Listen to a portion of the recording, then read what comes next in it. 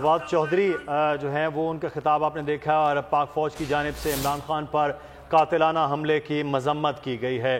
آپ کو خبر دے رہے ہیں، آج سابق وزیر اعظم پاکستان تحریک انصاف کے چیئرمین عمران خان پر قاتلانہ حملہ اور اس کی مذمت پاک فوج کی جانب سے کی گئی۔ ISPR کی جانب سے کہا گیا کہ عمران خان کی صحت یابی کے لیے وہ دعا گو ہیں۔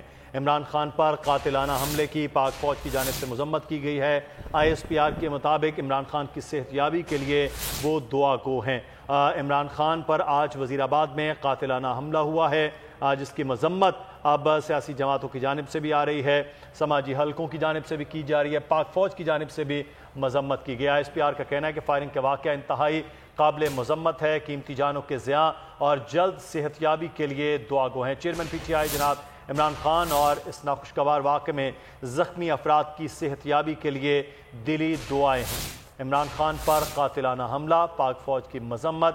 ISPR کا کہنا ہے کہ فائرنگ کا واقعہ انتہائی قابل مذمت ہے، قیمتی جانوں کے ضیاع اور جلد صحت یابی کے لیے دعا گو ہیں۔ چیئرمین PTI جناب عمران خان اور اس ناخوشگوار واقعے میں زخمی افراد